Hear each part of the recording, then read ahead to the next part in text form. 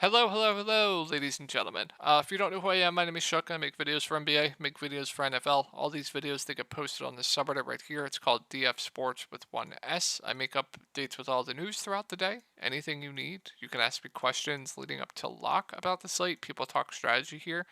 It's a really, really good place to be, in my opinion. So this will be linked down below. And if you ever need to get a hold of me privately, you can get a hold of me on Twitter right there. All right, let's get to my lineup from tonight. So it's going to be another great night. Been absolutely nuking of late. After that terrible week, I think I've cashed for like 5 straight days now. My core just absolutely shattered as well. My core today was Onyeka Kongwu, Tyrese Maxey, Obi Toppin, and Kyle Anderson. I was absolutely shocked at Kyle Anderson's ownership. He was the best value play on the slate today. I could not believe 60% of the field faded him. Well, Kongwu was the best value. I take that back. But Kyle Anderson was up there as well. I just could not believe 60% faded him. Um, so my thinking with Obi Toppin was, and this didn't happen, right? I was wrong with my thinking here, but he still smashed, right? So my thinking with Obi Toppin was it's a good spot going up against the Wizards, and I also think there was a small chance he could get the backup five as well. If he got backup five run, let's say like 6, 7 minutes of like backup five, he would have been a really, really good play. Even without getting backup five and playing like 25 minutes at that price point, still very, very solid value. So that was my thinking there. It didn't end up working out. Like he didn't get any backup five run. It was mainly Isaiah Jackson.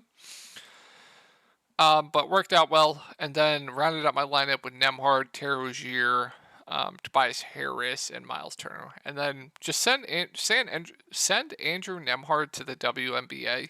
Actually, send the Charlotte Hornets to the WNBA ASAP. Please send them to the WNBA ASAP. They need to be relegated immediately. By the way, I didn't come up with that.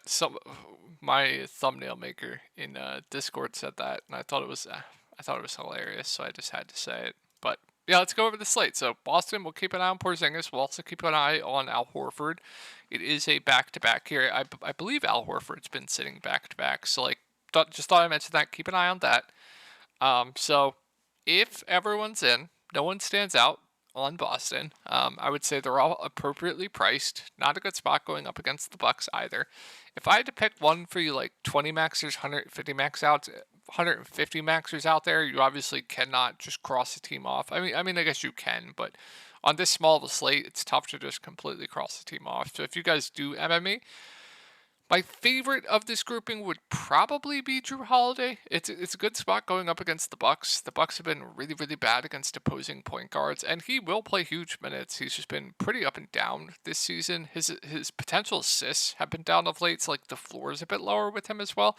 But I think it is a good spot. Also, revenge narrative if you guys are into that, which you should never factor in ever in your DFS lineups. But I know some of you guys are into that stuff.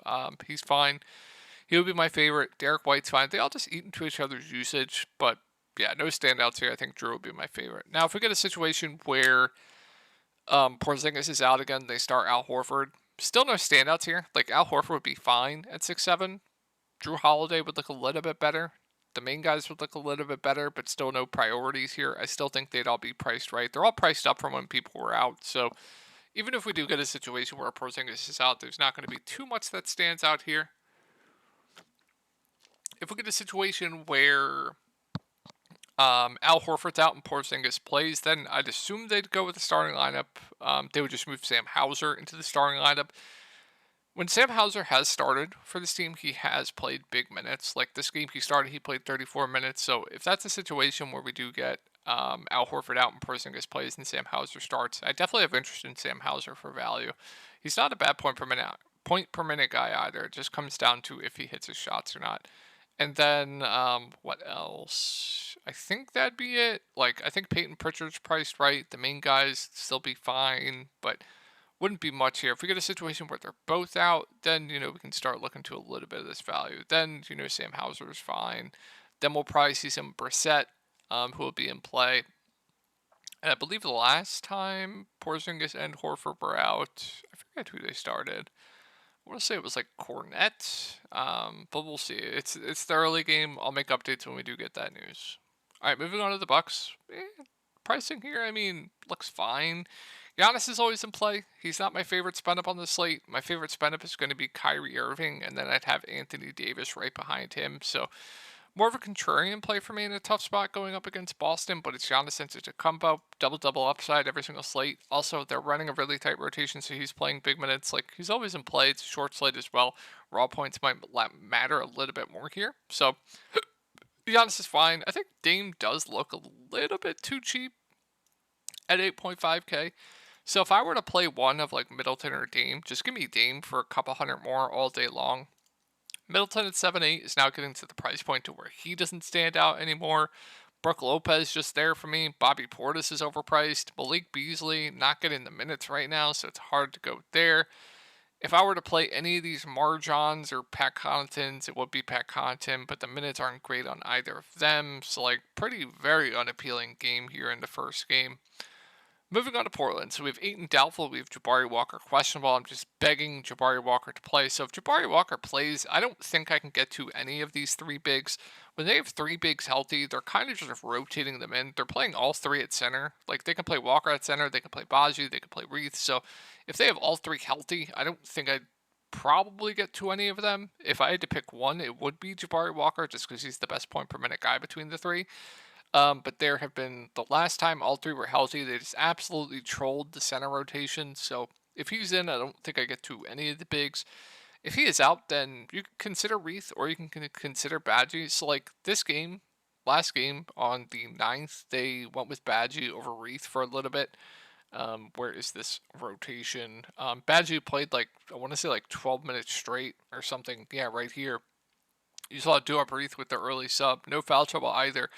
So the bigs are a bit tricky. Bigs are definitely a bit tricky. Badgie will get the blowout as well. So if you're playing that way, maybe lean the edge that way. But they're both playable. I don't really have leans here. They're going to go with the hot hand between either. It's tough.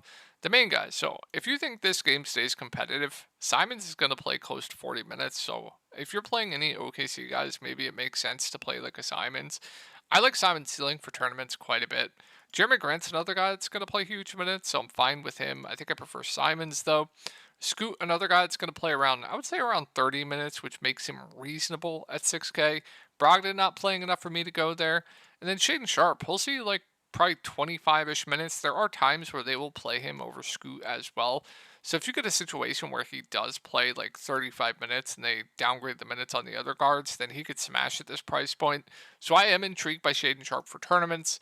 And then we kind of went over the bigs. Thibault being back also hurts as well with the bigs. So yeah, Portland's tough. All right, moving on to OKC. It's a really good spot here. It's like SGA, I like for tournaments. He's just doing everything for this team, playing huge minutes, stuff in the stat sheet. So I like SGA for tournaments. I also really like Chet for tournaments. You guys knew I was extremely high on him here going up against Daniel Gafford. You guys know I always play bigs against Daniel Gafford. I'm high on him once again.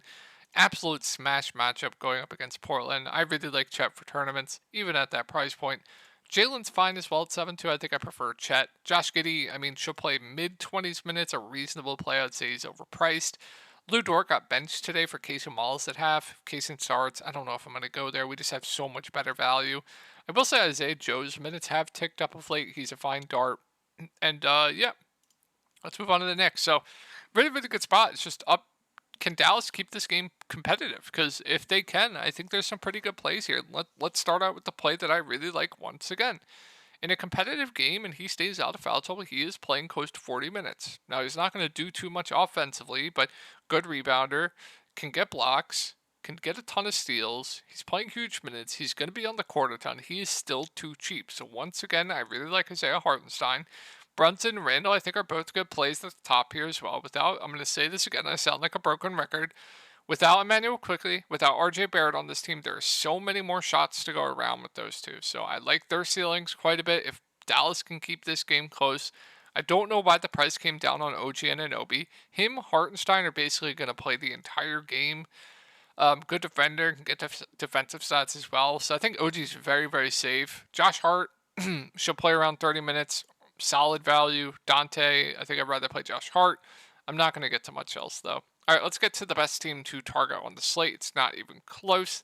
Lively doubtful. I don't expect Grant Williams to play here. So they're going to go with the starting lineup of Jaden Hardy, Josh Green, Derek Jones Jr., Kyrie Irving, and Dwight Powell. Kyrie Irving is the best spend up on the slate. It's not close. I'm not fading Kyrie. He has so much usage without Luka Doncic on this team. It's one of the highest in the league. I absolutely love Kyrie Irving. I really, really like Tim Hardaway Jr. I do not care that he's going to come off the bench. He's going to play over 30 minutes. He is going to absolutely chuck off the bench. He is way too cheap. I really like Tim Hardaway Jr. Derek Jones Jr. is very, very good at 4.9K. Dwight Powell's going to have to play around 30 minutes. I like him quite a bit for value. Josh Green, I really, really like for value. Jaden Hardy, I absolutely love for value. Seth Curry will see rotational minutes. He's in play for value. This whole team just looks amazing. Phoenix, really, really good spot here. Kevin Durant's fine, but I'm intrigued by a sub 9K Booker in tournaments going up against the Lakers. Really good spot for Booker specifically. So I think Booker's intriguing for tournaments. Beal's fine. Nurk minutes haven't been great, so more of a tournament dart only for me. Grayson Allen, Eric Gordon. I don't think I can play these guys on this slate, but Grayson's fine. I'm not going to go to the value. Moving on to the Lakers, so Anthony Davis, I think, is my second favorite spend up on the slate behind Kyrie Irving. Like the spot going up against Nurkic as well. Good shot blocker, can get ton of blocks, double double pretty much every game. Also playing close to 40 minutes, so all of the recipe is up for an absolute nuke here for AD. So I really like Anthony Davis. LeBron would be your pivot in tournaments. I do expect Anthony Davis to get some ownership tomorrow, because he would be your pivot. Austin Reeves, he's been starting, been playing low 30 minutes. I think he's fine to solid at that price point. D'Lo, no thank you. And then if Rui continues to be out, you're going to see some Christian Wood.